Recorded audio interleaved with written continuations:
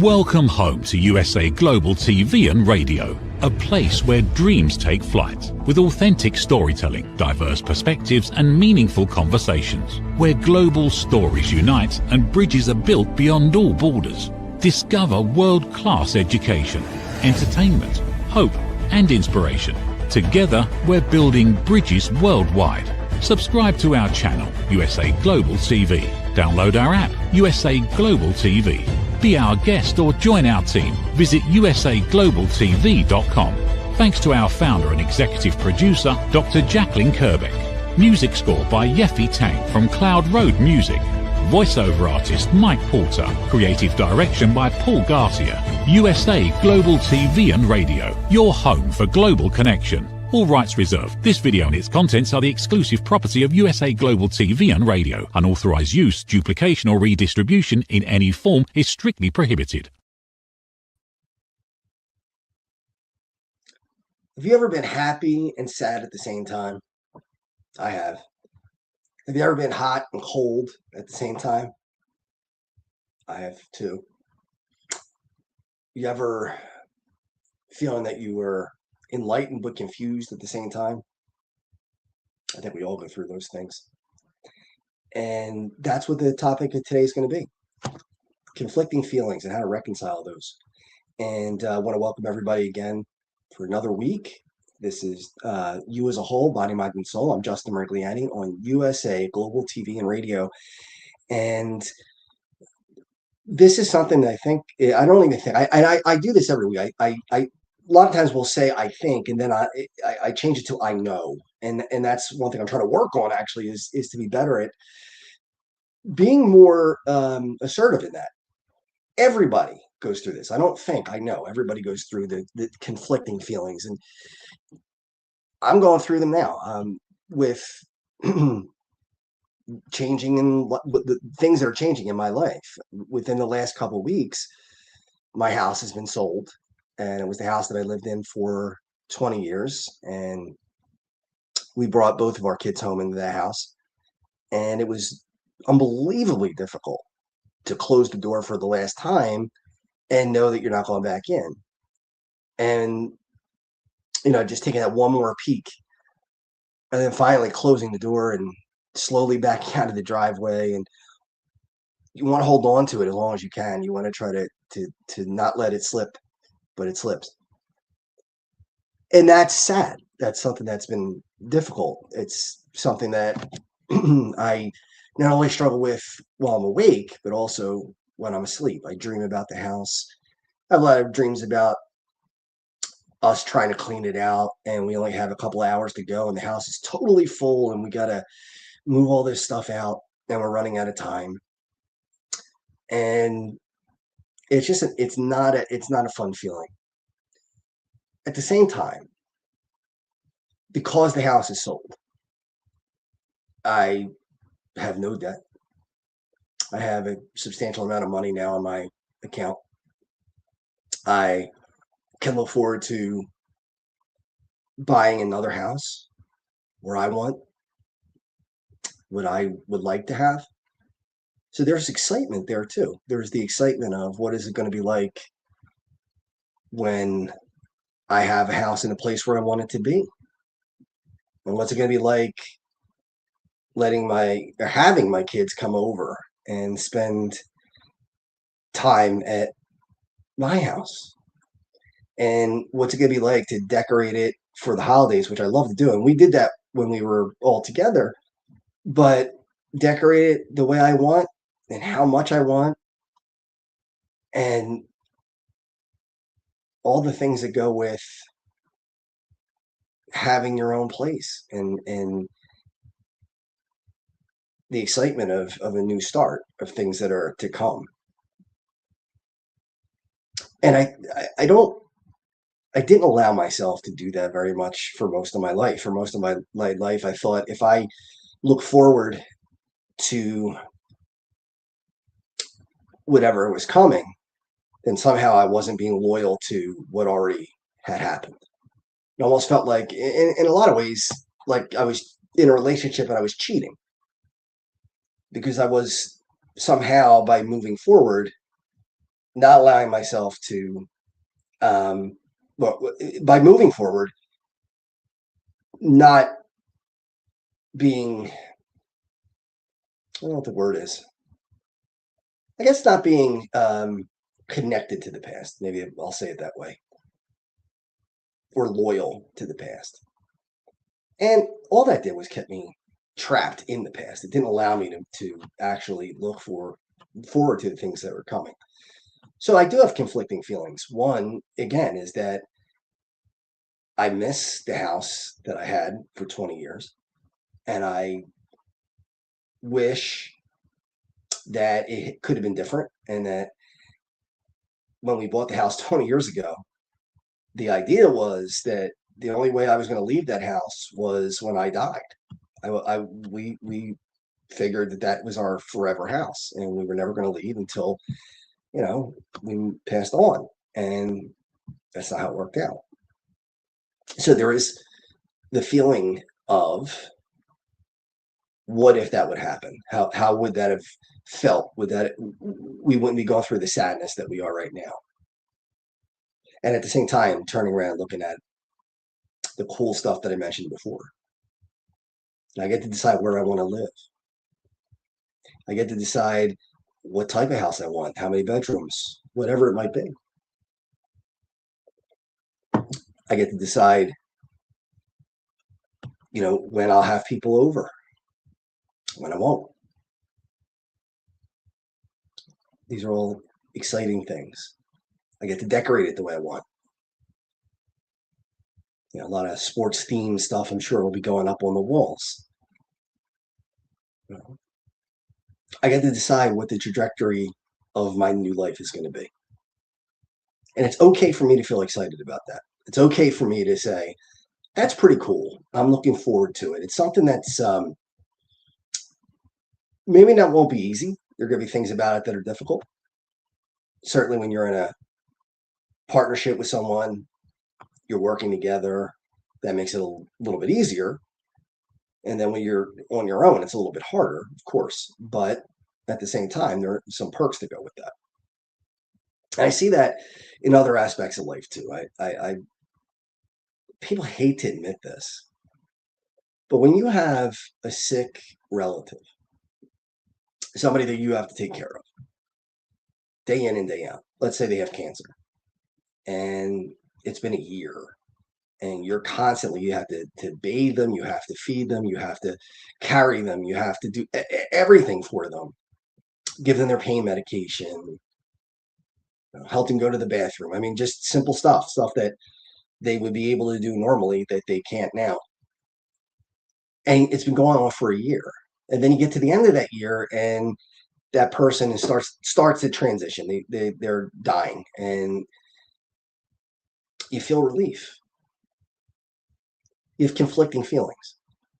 On the one hand, you might feel guilty for having the feeling of relief. And I've heard this from more than one person. This is not unique to any one particular person. This is pretty much universal. When you are in a position watching somebody suffer and having to be there for day in, day out, and have to be completely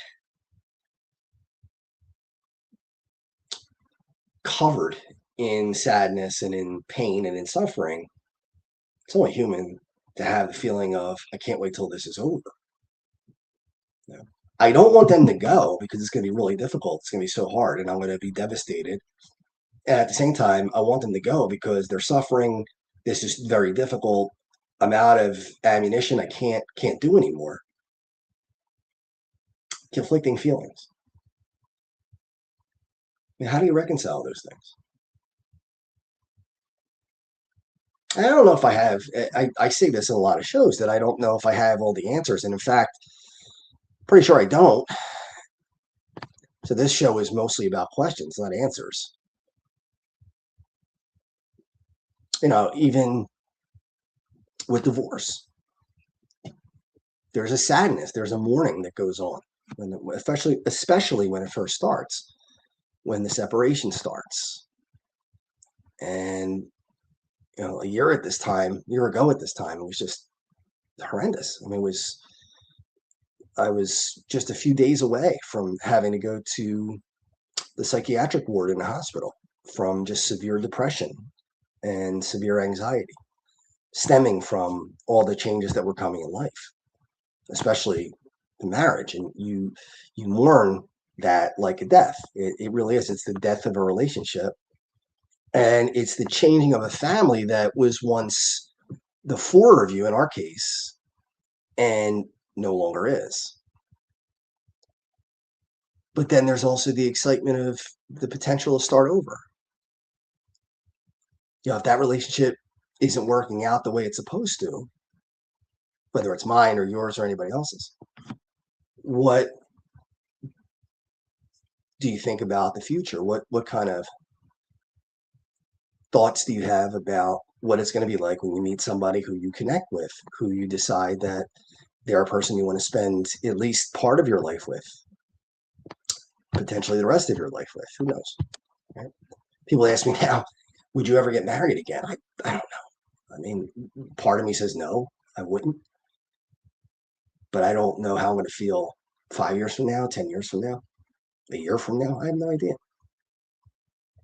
I think that's part of the dealing with these conflicting thoughts or conflicting feelings is you kind of got to let it play out. Maybe it's, we all spend so much of our time and so much of our lives trying to plan everything and trying to make things happen. I'm probably more guilty of it than anybody else, or at least as guilty as anybody else. I don't like ambiguity. I don't like not knowing for sure. I want to know. I want the answers. I want to know for sure. And I really want confirmation, reassurance. One of the things I hate is when I go to a doctor, you're nervous, you're in the waiting room. And 11 years ago today, I was actually in this situation where I was trying to find out whether I was going to need a different kind of surgery for my to have my colon removed. And there were pluses and minuses to the different situations. But 11 years ago right now, I was coming home from the hospital with the surgeon, and I copied it. I took a screenshot of what I wrote back then because it came up as a memory today on Facebook. And I said something to the effect of, I'm at the surgeon waiting to talk to him about surgery. I could hear myself sweat. And it brought me right back to that moment, sitting in that room and waiting to talk to a surgeon and not knowing what the answers were going to be. There was a conflicting feelings. I didn't want to go back and hear things I didn't want to hear. But I didn't want to sit and wait because the anticipation was horrendous. Because all you can do is think. What you play the what if game. What if this? What if that? So part of me was like, oh, maybe he won't show up today. Wouldn't that be great? Maybe he'll get sick, or maybe he'll have a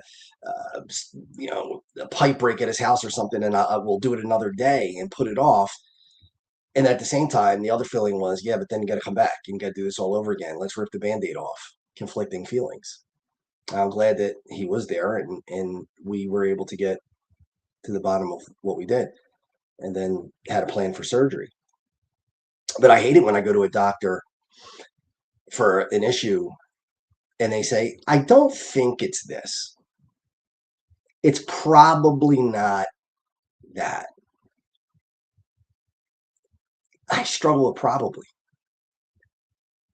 And again, I know that other people do too. Some people are better than others at it, but I'm not great at it. When there is a possibility, my mind goes to that possibility, even if it's not probable, which is a mistake on my part. But it's ingrained. It's something that I've been like since I was a kid. Leading up to surgery, there were conflicting feelings. One was I didn't want to have surgery. I didn't want to have my colon removed. I did not want to be an ostomy. Didn't want it. Who would? I don't think anybody hears you're going to have a bag for the rest of your life and thinks, oh man, that is fantastic. I can't wait for that. Be really odd. Wasn't me. So there was dread.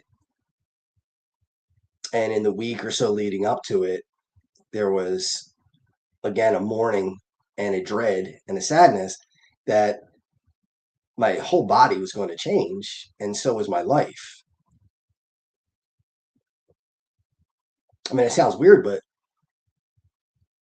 I remember the last time I ever used the bathroom like I did for 40 some years, 41 years, 40 years, whatever it was. And it felt weird knowing that that was the last time that was going to happen. So that was a feeling that I had, the sadness, the fear, the mourning, confusion, self-doubt. But then there was also an exciting part of it. And the exciting part was, and this is the night before, 24 hours from now, it's all going to be done. It's going to be behind me. And I'm not going to have to worry about it going forward. It'll be done. It'll be over. In fact, when I came out of surgery and my family was there, my mother said, "You're done. You're done."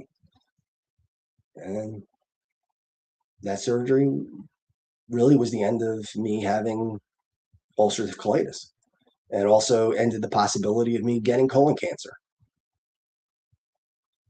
There was an excitement about that. The excitement was not only is the surgery over, but also the fear is over. I don't have to worry about what if this becomes full-blown cancer. At the time, it was precancerous, and that's why I had to have the surgery.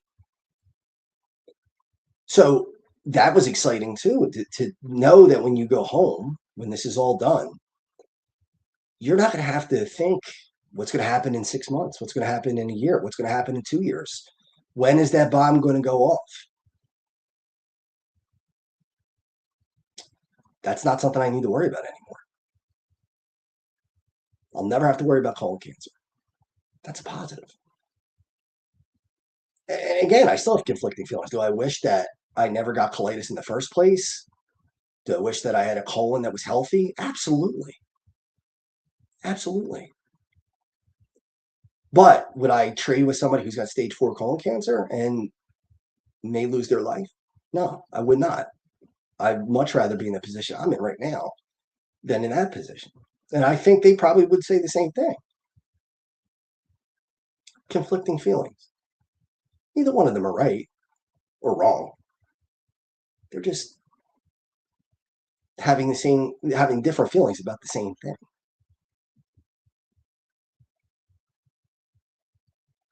Anger and sorrow,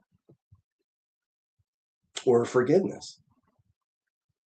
How many times in your life, and I know it's been in mine, that somebody's done something to me that made me extremely angry. And part of me wanted revenge. Part of me wanted them to suffer because I suffered. Well, some people won't even admit it. They'll say, I'm not that way, whatever. It's very, very rare that somebody doesn't have those feelings, whether they admit it or not, whether they're going to admit it to themselves or not, even might not happen. But let's be honest. Most of us, when somebody hurts us, we want to hurt them back. There's a reason why people defend themselves when they feel like they're in danger, because they want to preserve themselves. They want to, but there's also the anger that comes in. And think about the people on 9/11 on the planes, especially Flight 93. And I think of that because I just passed their in Shanksville. They have a memorial museum to the people on Flight 93 who stopped the hijackers on 9/11 from getting to their target. And I tried to put myself in that position. What would it be like? And I would be angry, knowing that I'm going to die, and knowing that my family's going to have to go through this. Especially about, if it depends. At the time, I didn't have a wife and kids, but even so, at 26 on that day, I would have been not only fighting for my life, but I would have been mad. I would have been gone, and I wouldn't say, well, I just want to get the plane back. I'd want to, you know, exact some revenge. And sometimes I still feel that way about certain things. Now, not to the extent that I would there. I mean, obviously, that's an incredibly emotionally charged, one in a billion type of situation. But if somebody costs you money, if somebody injures you, I got a car accident last year, and I was very, very angry. Still not thrilled about it. Damage to my back. Haven't been able to do much of the things that I like to do. But then there's the feeling of forgiveness, the feeling of letting it go as best you can.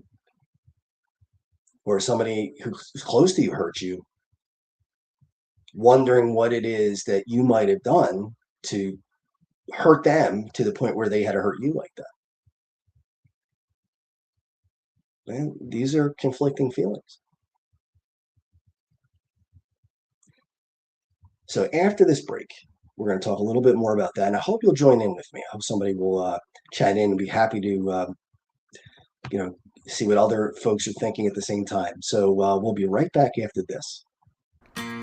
My Tummy Hurts by Dr. Jacqueline Kerbeck. Meet Jackie. She loves recess, running with friends, and laughing on the playground. At school, Jackie tries to play like she always does, but suddenly the pain comes back. Lately, something feels different and her tummy hurts, sometimes a little and sometimes a lot. With the help of a caring teacher, a nurse, her mom, and a kind doctor, Jackie begins to understand what her body is trying to tell her. Sometimes tummy pain is more than a simple bellyache. Some children live with conditions like ulcerative colitis or Crohn's disease. Jackie listens to her body. She asks for help. She knows she's not alone. And Jackie finds her way back to running, laughing, and being herself. My Tummy Hurts, a kid's guide to bellyaches and bathroom troubles by Dr. Jacqueline Kerbeck, available on Amazon and in fine bookstores around the world.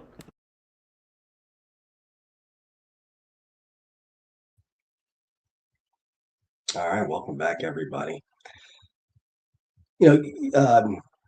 Yesterday I was struggling with what I was talking about before the break, where I was in it, and I even though I share a lot of personal stuff on the show and on social media, there is a limit because I don't want to infringe on anybody else's right to privacy. So I can't always be 100% transparent. I think people will respect that.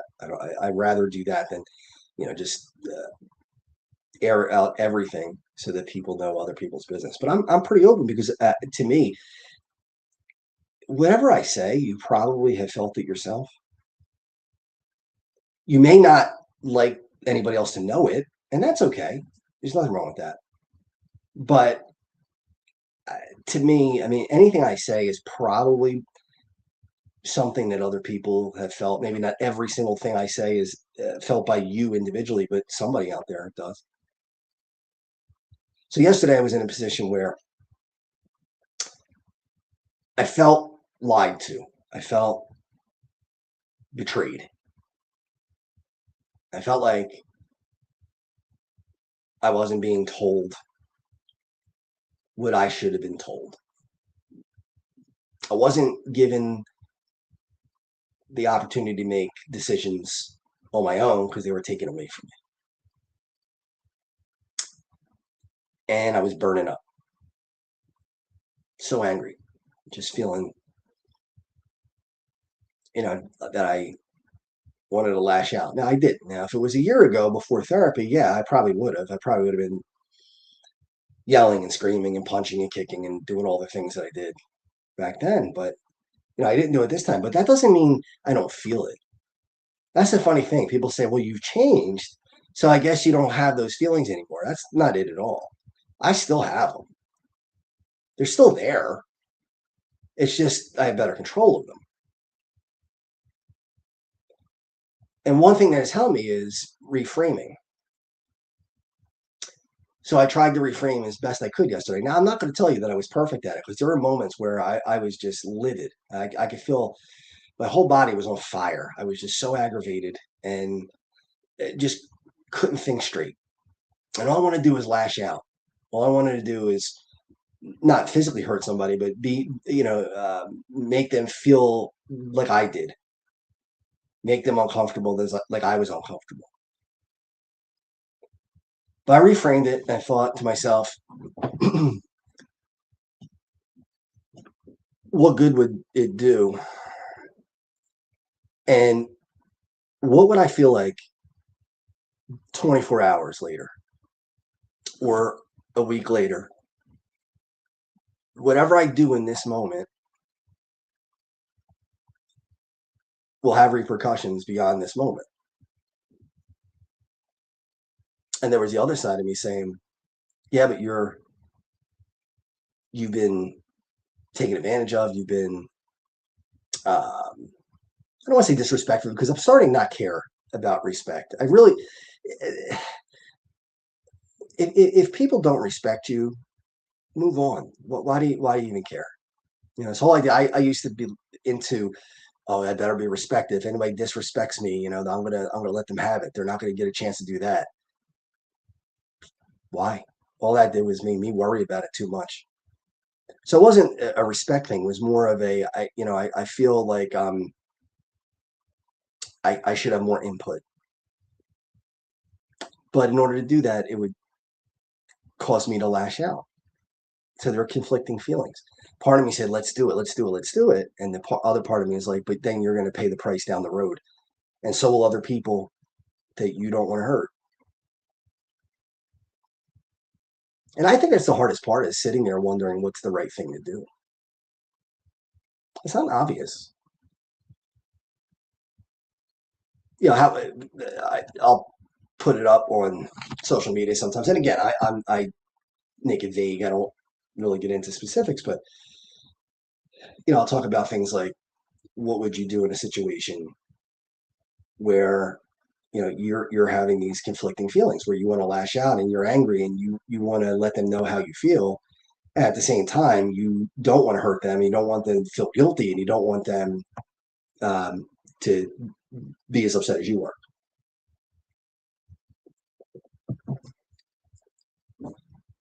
Those are conflicting feelings, and those, you had decisions to make. The problem is when you make the decision very snap, when it's a sudden decision and you don't think about it. And that was me, and still sometimes me, where I let the emotion bubble over and I make a decision based on emotion. There's our buddy Kevin. I appreciate it, Kevin. Kevin's a good guy. He said that he's on speed. Yeah, he's got my number on speed dial. So yeah, I appreciate that. And it's. I've talked to friends about this kind of stuff. All kinds of different situations, family members. One is politics, right? I mean, they tell you don't go to Thanksgiving and talk about politics with your family.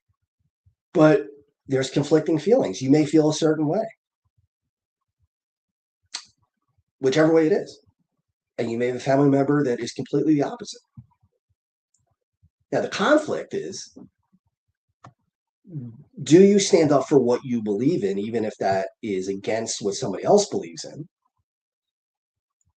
Or do you just not go there at all for the sake of the person you're with? Let's say it's a cousin, an aunt, an uncle, whatever. So your other family member, so what do you do? And it's not an easy answer. Some people will say, well, you got to be true to yourself. You got to stick up for what you believe in. And if you don't, you're part of the problem. And then there's the other school of thought. What's more important, family and friendship and personal relationships, or sticking up for your views? How do you answer that question? Both are viable options. Both make sense. I always wondered if with those things, if it's one right answer. Maybe it's not. Maybe on Thanksgiving the answer is just avoid it. Maybe on Memorial Day the answer is debate. I don't know. Maybe it's not the same answer every day. Depends on the situation, I guess. If you're at a religious holiday or a bar mitzvah or a confirmation, whatever it is, probably thinking that that's not the time to engage in those kind of debates. So at that point, what becomes more important? I guess that's the way you have to look at it. As I'm saying it, I'm thinking about it. Maybe it's a situation by situation basis. Maybe sometimes sticking up for what you believe in is really important at that moment. And maybe other times preserving peace is more important at that moment. I wrestle with those things myself. And I'm the kind of person that goes too far one way or another. I'm much better at it. And it's a work in progress, of course. I'm not saying that I'm perfect at it, but if I got angry about something, if it was what I believe to be a moral issue, then I was scorched earth. And I would, fight and fight and fight and fight and fight. Because I thought that if I didn't do that, I wasn't being true to myself. And I wasn't being authentic. Because I was holding back what I thought and what I felt. And I was being hypocritical. And that drove me crazy, the thought of being hypocritical. And now I'm looking at it like maybe it's not hypocritical. Maybe it's picking your spots. Or just disagreeing without getting angry.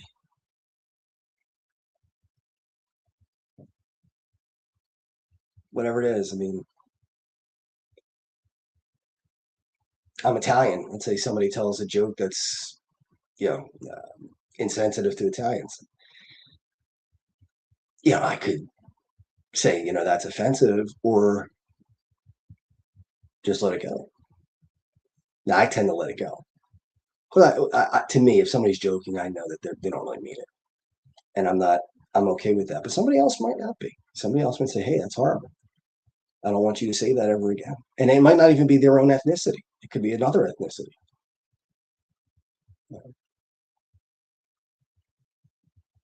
Conflicting feelings. I want to stick up for myself or these other people versus when is it time to just disagree with it silently and don't feed into it. A lot of times that's what I find that I'm doing now. When I have conflicting feelings and it's something that is an issue that means a lot to me and somebody's really the opposite, I just won't agree. I won't, but I won't disagree either. So if they say something like, yeah, don't you think this or that? Like, no, not really. And then just kind of leave it at that. Part of me wants to fight. Part of me gets angry. And part of me realizes maybe there's a time and a place. Maybe I could fight sometimes when it's absolutely necessary. And maybe there are other times where I could just not agree.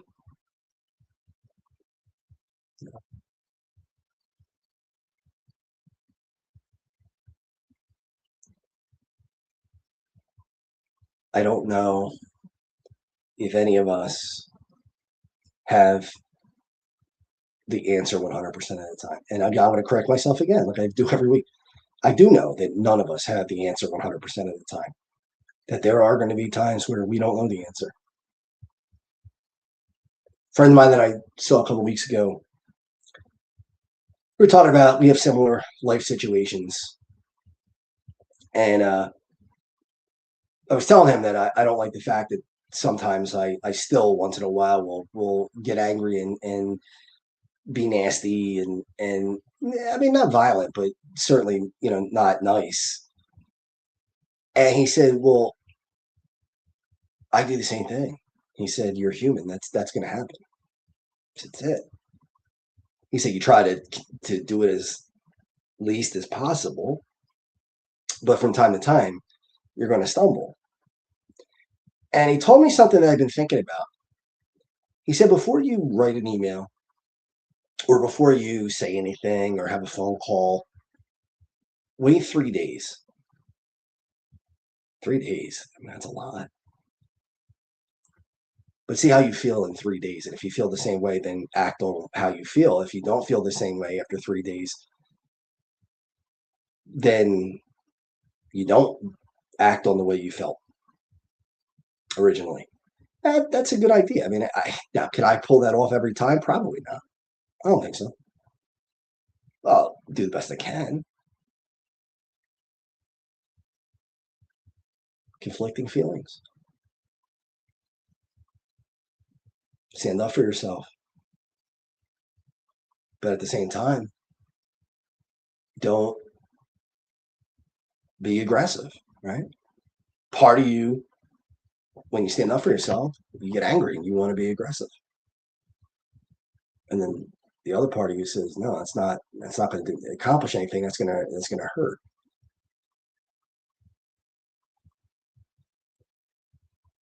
I think the hardest thing about conflicting feelings is rumination, where you just obsess over. I do it, and again, I'm not unique. I might do it more than most people, considering that I do have obsessive compulsive disorder. So my rumination is probably longer and more intense than most quote normal people. But we all ruminate. You know, it's not uncommon that somebody says, I was looking at my ceiling at 3 o'clock in the morning, staring at the ceiling. Yeah, because that's when it's quiet and that's when your brain has time to process things that happen throughout the day and things that have upset you. And if you have conflicting feelings, you're going to have the judge and jury in your head, and you're going to have your trial. And you're going to listen to both sides. You're going to hear them, both sides. And you're not going to be sure what the answer is. Most of the time, it's not clear cut. You know, that's part of trying to reconcile conflicting feelings. I think part of reconciling it is it's all right to have both. I can be angry and want to be forgiving at the same time. I can be sad over loss, but excited at the prospects of what's coming in the future. Those are all, both exist. Both are part of what my mental makeup. It's too difficult to fight those things. It's too difficult to say, well, this one's going to win out over the other one every time. I like I said, I think it's going to be from time to time, you know, whether it's, you know, one big one for me is guilt. You know, sometimes the guilt wins and I feel horrible about things that I've done and things that I've said and wish I could take them back. And then there are other times where the other thought comes into my head that I did the best with what I had at the time. I got to give myself grace that I'm human and I make mistakes and I screwed up. I said things I shouldn't have said, or I've done things that were hurtful and I should not have done them. And some days, like I said, the guilt wins, and some days the grace wins. I'll probably be that way until I die. Not going to change. I hope as I get better at this that I'll lean more towards the grace and less towards the beating myself up over things that I've done. Can't fix the past. You can only go forward and try to do the best you can as you go forward.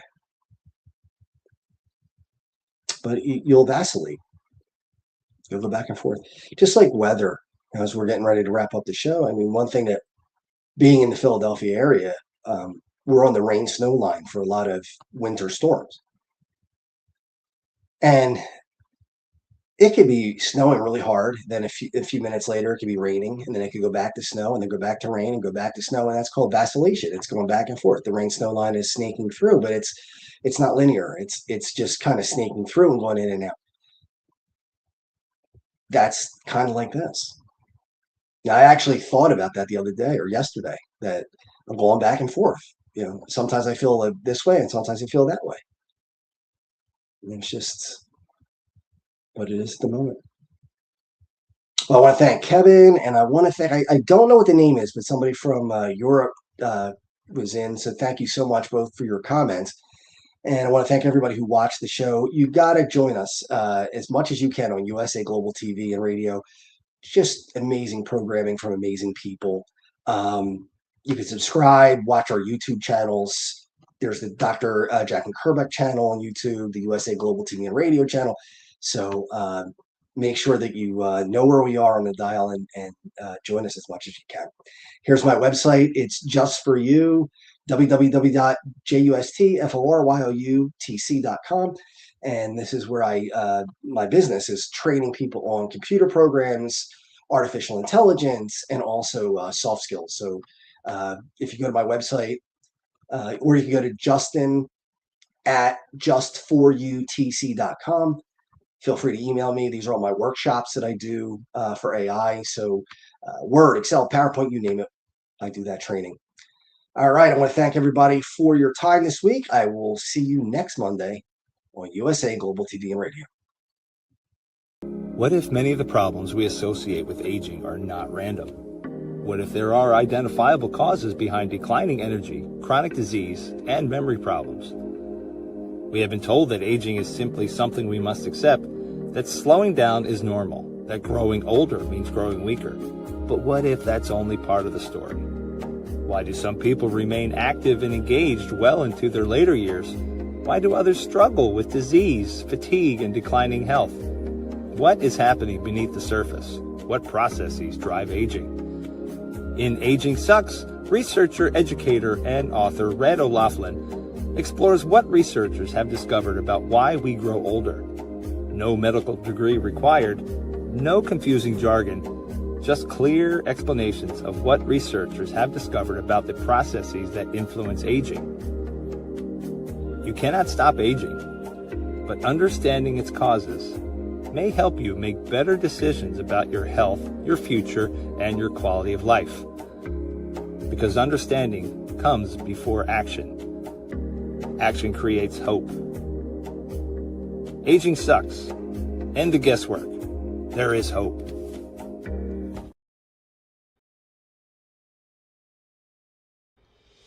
Every great story begins with a vision. At USA Global TV and Radio for years, we've been providing world-class education, entertainment, inspiration, imagination, connections, and hope. Most people don't stay to watch the outro or the credits, but it's the people behind every success, behind every breakthrough, and behind every unforgettable story who matter. The TV show hosts, our guests, our sponsors, our publicists, our production team, our distribution team, our search engine optimization team, and so many more. You're the ones who make the difference. Every great story belongs to the people who bring it to life. Our future looks bright at USA Global TV and Radio, and that's because of you, our loyal fan base all around the world in more than 60 countries. Together, we're making a difference because you matter. USA Global TV and Radio, live streaming to over 60 countries. Voiceover, Dr. Jacqueline Kerbeck. Video production and direction, Paul Garcia. Subscribe to our channel, USA Global TV and Radio on YouTube. Thank you, viewers and listeners of USA Global TV and Radio, for joining us today. We're honoured to have your time and attention as part of our global community. At USA Global TV and Radio, we believe in the power of authentic conversations, meaningful connections, and creating a world of possibilities together. Want to be part of something bigger? Join our team of elevated listeners at usaglobaltv.com, a space where your voice matters and your ability to listen transforms relationships. Stay connected with us across all our platforms for thought-provoking discussions, expert insights, and empowering stories. Subscribe to our channels at youtube.com/c/usaglobaltv. Follow us on social media and explore the endless opportunities we're creating for growth, learning, and inspiration. Together, we're not just broadcasting, we're building bridges and changing lives one conversation at a time. For inquiries, contact us at info@usaglobaltv.com. Produced by Executive Producer and Director Dr. Jacqueline Kerbeck. Voiceover by Mike Porter. Creative direction by Paul Garcia. All rights reserved. Visit usaglobaltv.com to view our full terms and conditions.